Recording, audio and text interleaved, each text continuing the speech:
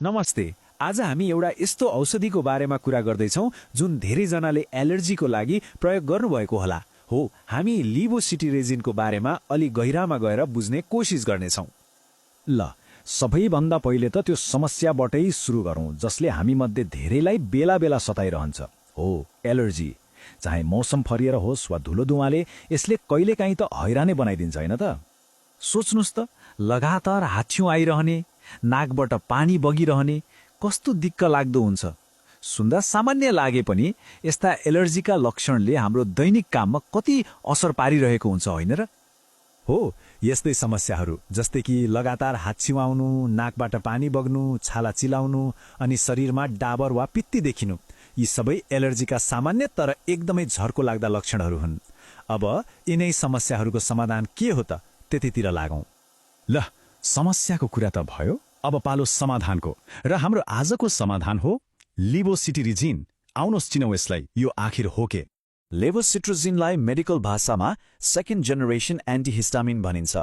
अब यो अलि प्राविधिक सुनियो होला, तर सजिलो भाषामा भन्नुपर्दा यो यस्तो औषधि हो जसले हाम्रो शरीरमा एलर्जी गराउने जुन तत्त्व हुन्छ नि त्यसैलाई ब्लक गरिदिन्छ, मतलब रोकिदिन्छ। ठिक छ, यसले एलर्जी गराउने तत्त्वलाई रोक्छ त भनियो, तर कसरी? यो सानो ट्याब्लेटले हाम्रो शरीरभित्र गएर आखिर त्यस्तो के गर्छ होला? आउनुहोस् यसको काम गर्ने तरिकाबारे अलि रमाइलो पाराले बुझौँ। ल एउटा कथा जस्तै सुनौ है। हाम्रो शरीरमा हिस्टामिन भन्ने एउटा रसायन हुन्छ। जब एलर्जी हुन्छ, यो हिस्टामिनले शरीरको एउटा रिसेप्टर वा भनौँ तालचा खोल्छ, अनि त्यो तालचा खुलेपछि सुरु हुन्छ हाच्छिउँ आउने, चिलाउने, नाक बग्ने जस्ता समस्याहरू।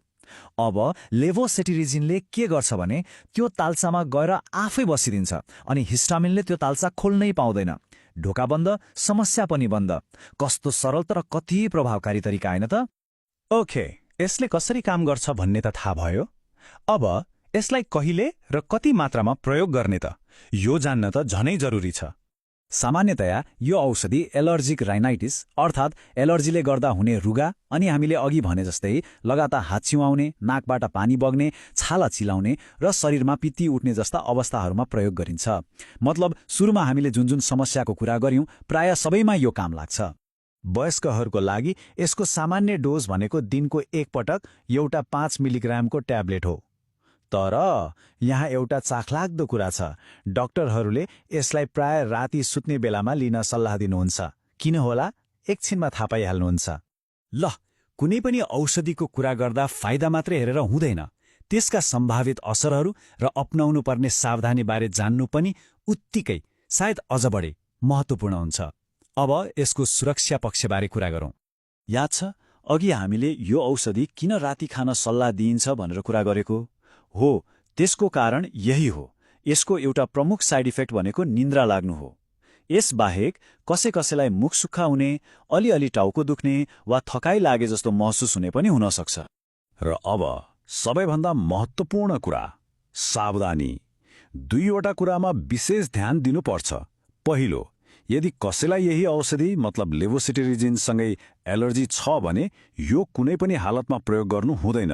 र दोस्रो, जसलाई मृगौलाको गम्भीर समस्या छ उहाँहरूले डाक्टरको सल्लाह बिना यो औषधि कदापि प्रयोग गर्नु हुँदैन र सल्लाह अनुसार मात्रै एकदमै सावधानीपूर्वक प्रयोग गर्नुपर्छ।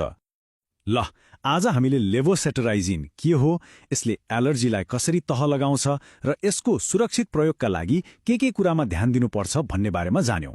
तर स्वास्थ्यको बारेमा सिक्ने र बुझ्ने यात्रा त कहिल्यै सकिँदैन होइन र? अब एकपटक सोचौं त, आफ्नो स्वास्थ्यबारे अर्को कुन कुरामा अझ गहिरिएर बुझ्न मन